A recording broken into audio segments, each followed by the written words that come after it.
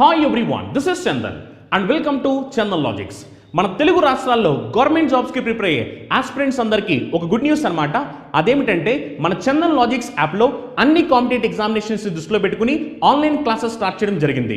దీంట్లో మనం బ్యాంక్ ఎగ్జామ్కి సంబంధించి, ఎస్ఎస్సి ఎగ్జామ్ సంబంధించి, పోలీస్ మరియు కానిస్టేబుల్ జాబ్స్ సంబంధించి, రైల్వే ఎగ్జామినేషన్ సంబంధించి ఇలా అన్ని కాంపిటేటివ్ ఎగ్జామినేషన్ దృష్టిలో పెట్టుకుని ఆన్లైన్ క్లాస్ చెప్పడం జరుగుతుంది అనమాట.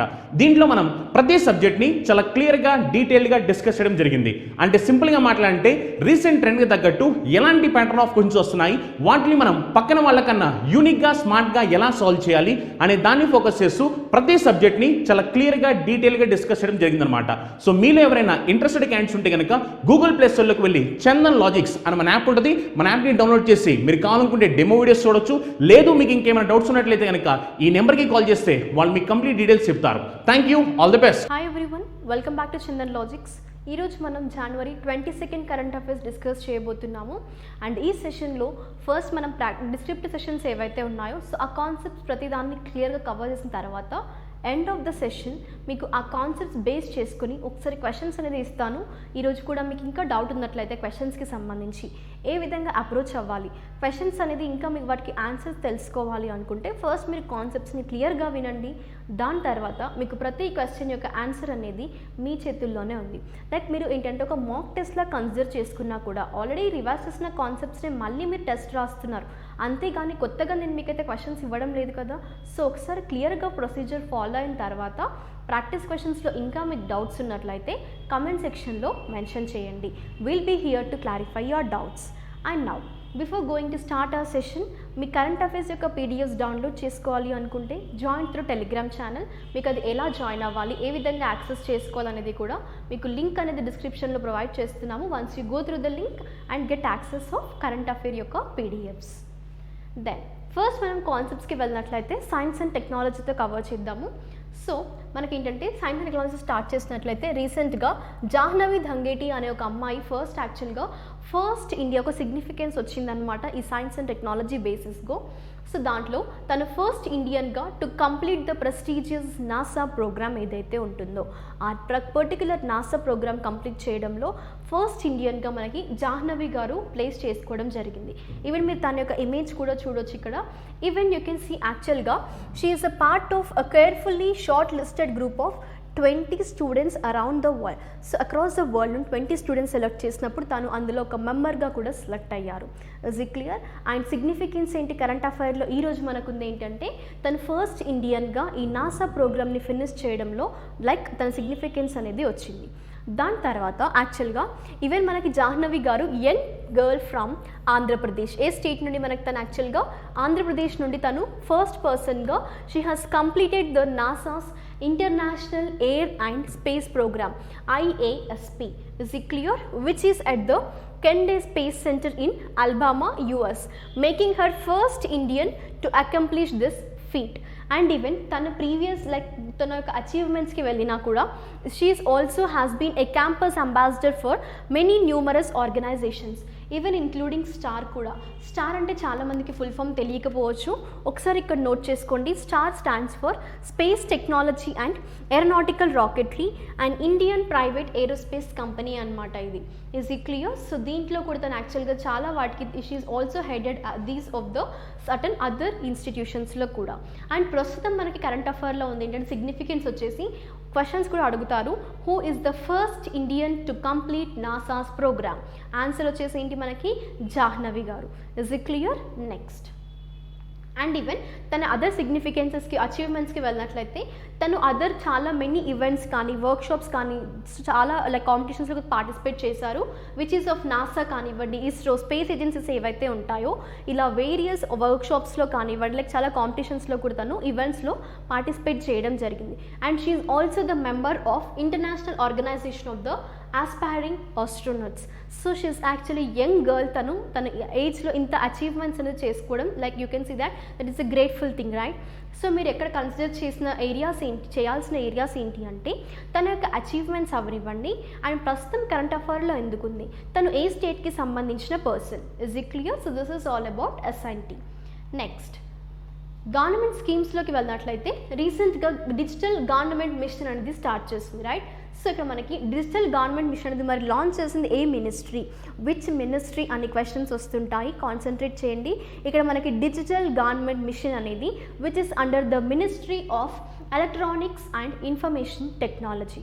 దెన్ అసలు ఎందుకోసం ఈ డిజిటల్ గవర్నమెంట్ మిషన్ స్టార్ట్ చేశారు, ఆబ్జెక్టివ్ ఏంటి, అండ్ ఈవెన్ అదర్ ప్రీవియస్గా లాంచ్ చేసిన ఏవైనా కూడా ఇందులో యూజ్ అవుతున్నాయా అంటే you can see here this is the next phase of e governance.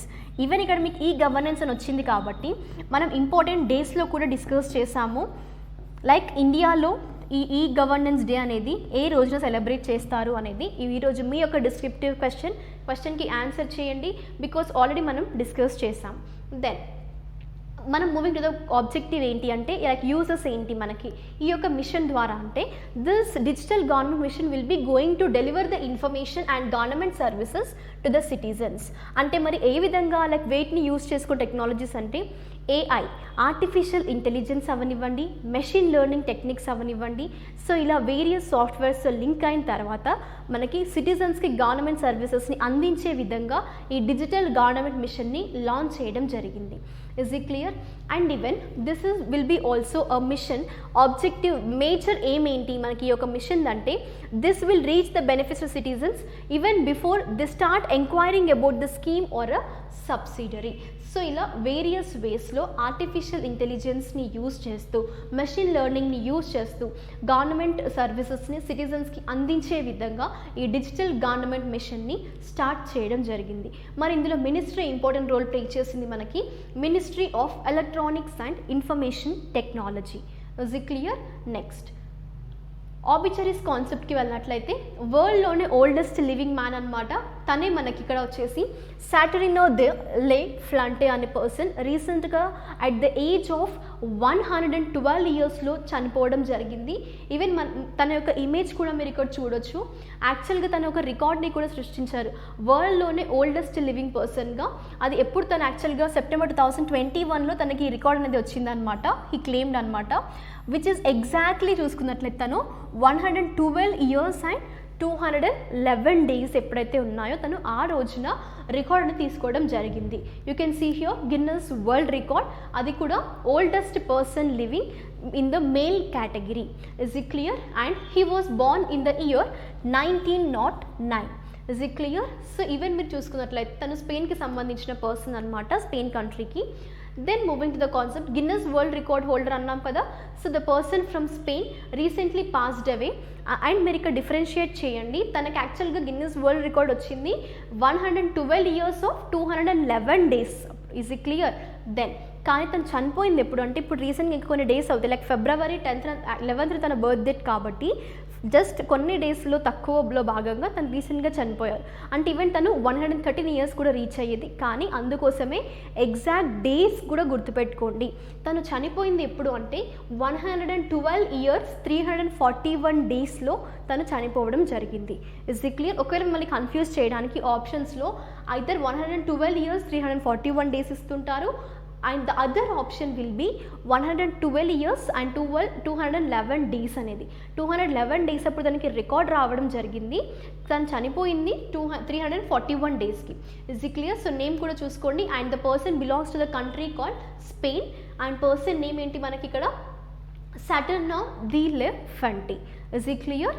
Next awards and హానర్స్కి వెళ్ళినట్లయితే మనకి ఫైజర్ చీఫ్ ఎగ్జిక్యూటివ్ ఆఫీసర్ వచ్చేసి ఆల్బర్ట్ బోర్లా గారికి రీసెంట్గా మనకి $100 మిలియన్ అనే ఒక జెనసిస్ ప్రైజ్ అనేది రిసీవ్ చేసుకోవడం జరిగింది. ఈ జెనసిస్ ప్రైజ్ కూడా ఎందుకోసం అంటే for developing the COVID-19 vaccine. Pfizer vaccine తెలిసిందే కదా మనకి, కోవాక్సిన్ ఇవన్నీ ఉన్నాయి కదా. సో దీంతో పాటు ఫైజర్ వ్యాక్సిన్ కూడా కోవిడ్కి సంబంధించిన వ్యాక్సిన్.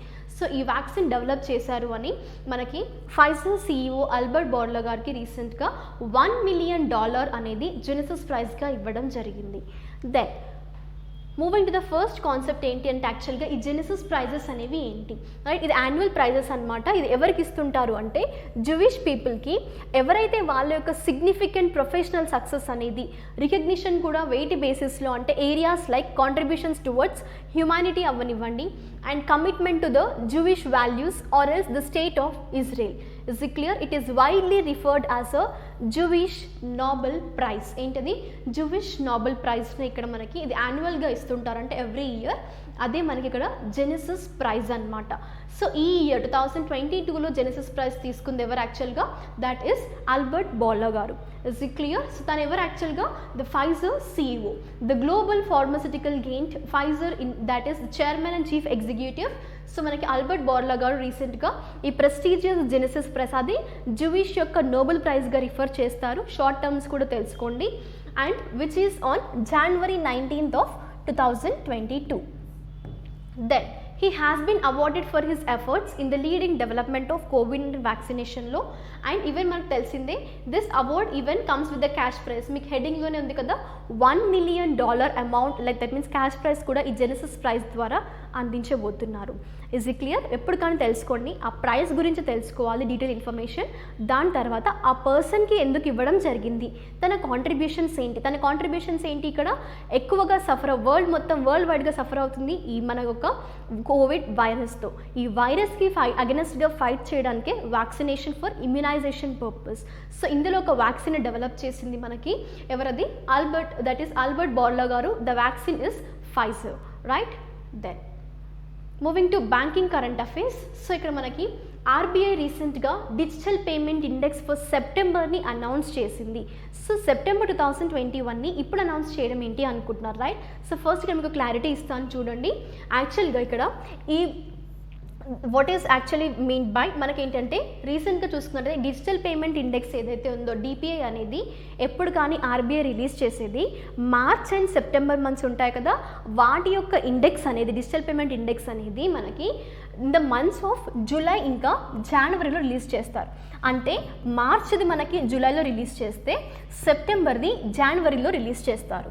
ఇస్ ఈ క్లియర్? ఇప్పుడు మనకి సెప్టెంబర్ది కరెంట్ అఫైర్లో ఉంది అంటే ఇప్పుడు మనకి ఇది ఏ మంత్, జనవరి మంత్ కదా. సో సెప్టెంబర్ యొక్క ఇండెక్స్ అనేది జనవరిలో రిలీజ్ చేస్తారు, మార్చ్ యొక్క ఇండెక్స్ అనేది జూలైలో రిలీజ్ చేస్తారు. అర్థమైంది కదా ఇక్కడ మీకు కాన్సెప్ట్ అనేది, ఎందుకోసం మనకి సెప్టెంబర్ది ఇప్పుడు కరెంట్ అఫైర్లో ఉందో.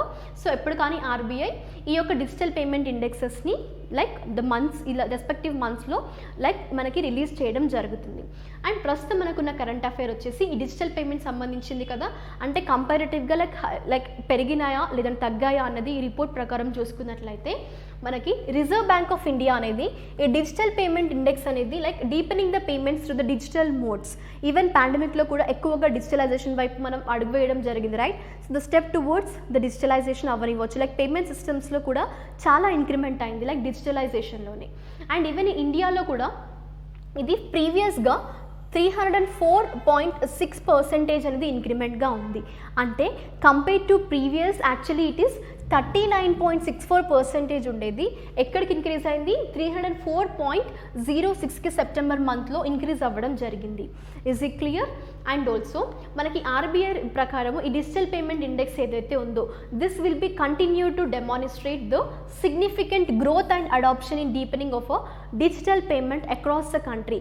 సో మెయిన్ ఆబ్జెక్టివ్ ఏంటి డిజిటల్ పేమెంట్ ఇండెక్స్ యొక్క అంటే ఇంకా ఇంక్రిమెంట్ చేయాలి, డిజిటల్ పేమెంట్స్ ఎక్కువ అవ్వాలి అన్న ఉద్దేశంతో. And also it has introduced with the March 2018 as the base year. So base year ఏది కన్సిడర్ చేశారు, ఈ January 2021కి యాక్చువల్గా బేస్ ఇయర్ 2018. దాని తర్వాత which is to capture the extent of the digitalisation of payments across the country. So మేజర్గా చూసుకోండి ఇక్కడ digitalisation of the payment system అనేది ఇంక్రీజ్ అయ్యింది. ప్రీవియస్గా 39.64% ఉండేది, సెప్టెంబర్ ఇండెక్స్ ప్రకారం చూసుకుంటే ఇది ఇంక్రీజ్ అయింది ఎక్కడి వరకు 304.06కి ఇంక్రీజ్ అవ్వడం జరిగింది. Is it clear? So this is all about. Next అపాయింట్మెంట్స్కి వెళ్ళినట్లయితే NHIDCLకి న్యూ మేనేజింగ్ డైరెక్టర్ అపాయింట్ అవ్వడం జరిగింది, అదే మనకి చెంచల్ కుమార్ గారు. సో ఇక్కడ మనకి యాక్చువల్గా ఫస్ట్ NHIDCL గురించి వెళ్ళినట్లయితే you have to the full form ఏంటి మనకి, which stands for national highway and infrastructure development corporation limited. అదే మనకి NHIDCL. ఈవెన్ ఇలా మీరు ఇమేజికల్ లైక్ పిక్టోరియల్ రిప్రజెంటేషన్ ద్వారా అయినా గుర్తుపెట్టుకోండి what does NHIDCL stands for అనేది. That is national highways and infrastructure development corporation limited. Then static జీకేకి వెళ్ళినట్లయితే established in the year 2014 and head quarters is it New Delhi. Is it clear? Then కాన్సెప్ట్లోకి వెళ్ళినట్లయితే మనకి చంచల్ కుమార్ గారి గురించి తన అపాయింట్మెంట్ లైక్ ఏ విధంగా consider చేశారు based on what and what అనేది, right? So మనకి ప్రీవియస్ అండ్ తన పర్సన్ యొక్క వర్కింగ్ ఎక్స్పీరియన్సెస్కి కూడా వెళ్దాము. సో ఫస్ట్ మనకి వెళ్ళినట్లయితే తన యొక్క అప్రూవల్, దట్ మీన్స్ అపాయింట్మెంట్ అనేది మేనేజింగ్ డైరెక్టర్గా ministry of road transport and highways accept చేయడం జరిగింది. And also appointment committee of the cabinet ACC, appointment committee of the cabinet అనేది కూడా ఈ యొక్క అపాయింట్మెంట్ని అప్రూవల్ చేయడం జరిగింది. So based on these considerations తర్వాతనే పర్సన్ని ఈ యొక్క position, that means new managing డైరెక్టర్గా NHIDCLకి అపాయింట్ చేశారు. And also even extension of central deputation tenure of the Ashutosh Jindal and also the cabinet secretariat 1 year beyond 16th February of 2022 to 16th February of 2023 varaki. Is it clear? Then మరి previous working ఏరియాస్కి వెళ్ళినట్లయితే he is appointed in the rank and pay of additional సెక్రటరీగా and also he is 1992 batch IAS officer of Bihar cadre. ప్రజెంట్గా తను principal సెక్రటరీగా work చేస్తున్నారు, personal సెక్రటరీగా, that is principal secretary of the Bihar chief minister Nitish Kumar గారికి తను ప్రిన్సిపల్ సెక్రటరీగా work చేయడం జరుగుతుంది. సో తన యొక్క ప్రీవియస్ వర్కింగ్ ఏరియాస్ అనమాట. ప్రస్తుతం కరెంట్ అఫైర్లో ఉంది ఏంటి అంటే NHIDCLకి తను న్యూ మేనేజింగ్ డైరెక్టర్గా అపాయింట్ అవ్వడం జరిగింది. అపాయింట్మెంట్ని కూడా అప్రూవల్ చేసింది మనకి appointment committee of the cabinet. Next, so దీంతో మనం డిస్క్రిప్టివ్ సెషన్ ఫినిష్ అయింది. ఇప్పుడు చెప్పాను కదా నేను మీకు ప్రాక్టీస్ క్వశ్చన్స్ యొక్క ఆన్సర్స్ కావాలి అనుకుంటే మీరు ప్రీవియస్ ఇదివరకు డిస్కస్ చేసిన concept, each and every concept మీకు ఐడియా ఉంటే ఇక్కడ ఉన్న ఫాలోయింగ్ ప్రాక్టీస్ క్వశ్చన్ ప్రతి దానికి మీరు ఆన్సర్ చేయగలరు.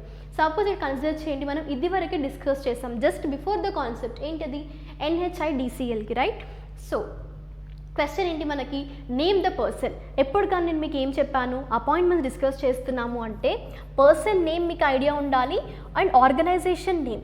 వీటి తర్వాత సెకండరీ ఏరియా మిమ్మల్ని ఏం అడుగుతారు, పర్సన్ నేమ్ అన్నాం కాబట్టి ఆ పర్సన్ ఎవరైతే ఉన్నారో తన యొక్క హిస్టరికల్ ఏరియాస్ అంటే ప్రీవియస్ వర్కింగ్ ఏరియాస్, ఆర్గనైజేషన్ సంబంధించి static GK, that means established year అవ్వనివ్వండి, right, headquarters and sometimes functions of the particular organisation, లేదా అసలు అది ఎందుకోసం ఎస్టాబ్లిష్ చేయడం జరిగింది, ఆబ్జెక్టివ్ ఏంటి.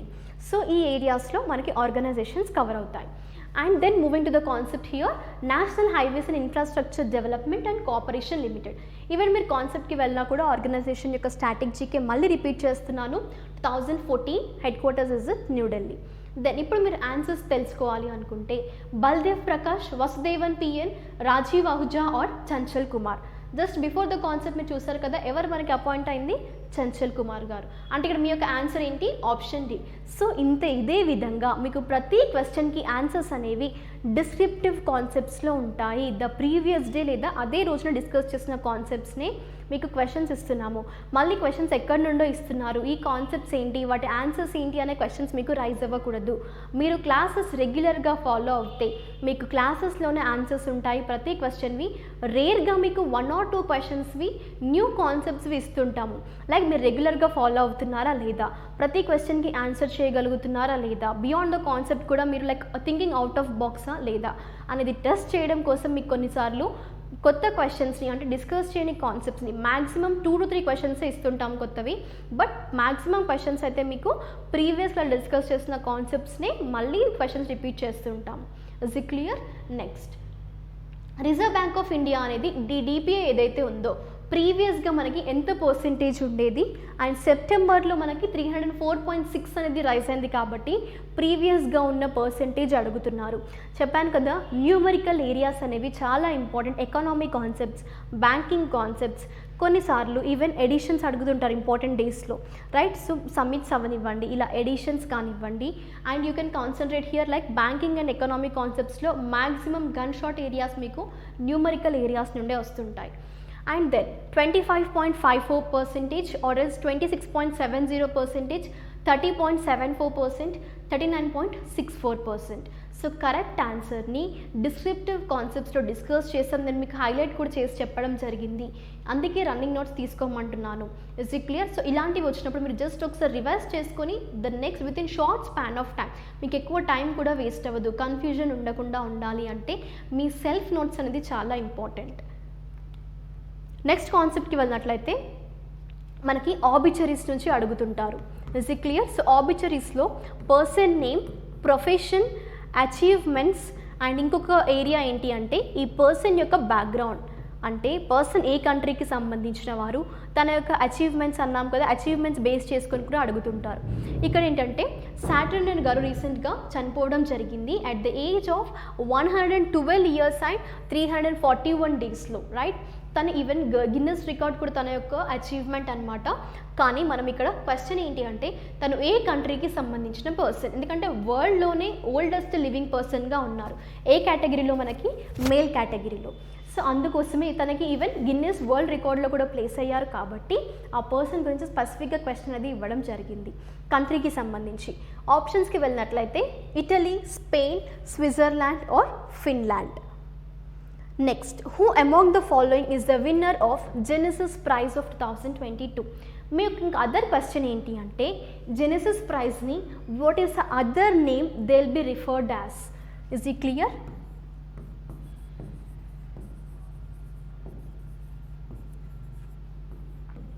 Genesis prize is also referred as what?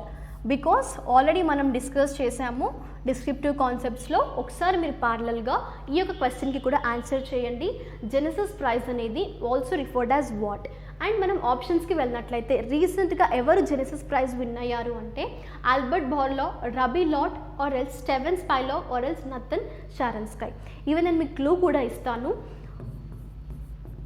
Pfizer యొక్క CEO అండ్ ఆల్సో రీసెంట్గా COVID-19 వ్యాక్సిన్ని డెవలప్ చేసిన కంపెనీ CEO.